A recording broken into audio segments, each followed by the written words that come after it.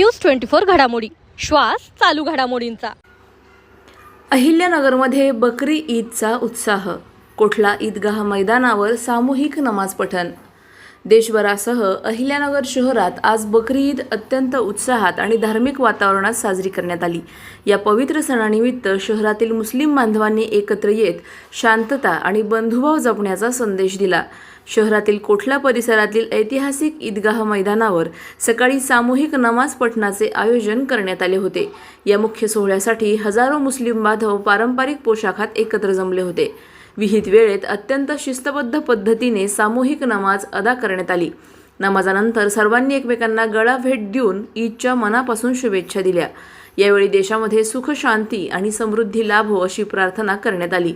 ईदगाह मैदानावरील नागरिकांची प्रचंड गर्दी लक्षात घेता प्रशासनाने वाहतुकीचे चोख नियोजन केले होते। अहिल्यानगर पुणे महामार्गावरील वाहतूक सकाळी 8 ते दुपारी 12 वाजेपर्यंत पूर्णपणे बंद ठेवण्यात आली होती।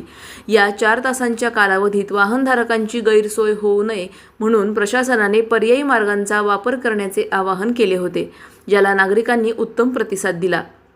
सण आणि उत्सव शांततेत पार पडावा तसे शहरात कोणतीही अनुचित घटना घडू नये यासाठी पोलीस प्रशासनाने कडक पावले उचलली होती।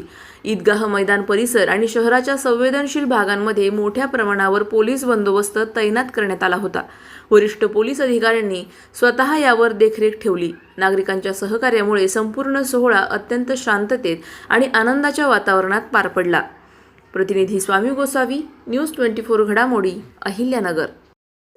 अल्हम्दुलिल्लाह, अल्लाह का लाख लाख करोड़ों एहसान और शुक्र है कि हम सब ने आज इस कड़कती धूप में ईदगाह मैदान अहमदनगर में नमाज ईद उल अज़हा अदा की। अल्लाह तबारक व तआला हमारी नमाज को अपनी बारगाह में कबूल अता फरमाए और इस मुबारक दिन के सदक़े व तफ़ील में हम तमाम मुसलमानों के दरमियान और बिलखुसूस अहले वतन हिंदुस्तान के तमाम लोगों के दरमियान उल्फत व महब्बत पैदा फरमाए। और हमारा पैगाम या हमारे दिल की ख्वाहिश यही है कि मुसलमानों से बिलखुसूस अपील है कि इस मुबारक दिन यानी कुर्बानी के अयाम चल रहे हैं, इस कुर्बानी में ऐसा कोई अमल ना करे, कुर्बानी के नाम पर, बकरे के ज़बह के नाम पर कोई ऐसा अमल ना करे जो कानून के ख़िलाफ़ हो या किसी की दिल शिकनी हो, किसी की दिल आज़ारी हमारे इस्लाम में बिल्कुल इजाज़त नहीं है। किसी को तकलीफ़ देने की हरगिज़ हमारे इस्लाम में इजाज़त नहीं है। लिहाजा हम ऐसा अमल करें, इस तरह काम करें कि बिल्कुल हर एक के दरमियान भाईचारगी कायम रहे। और एक बात ये भी कहूँ मुसलमानों से कि आप बकरे ज़बह करें या जो भी करें, कुर्बानी के या खून वगैरह, हड्डी वगैरह इधर उधर ना फेंकें। ये हमारी गुजारिश है आप लोगों से।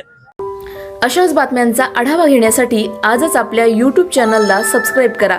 बातमी आवडल्यास लाईक करा आणि इतरांपर्यंत शेअर करा।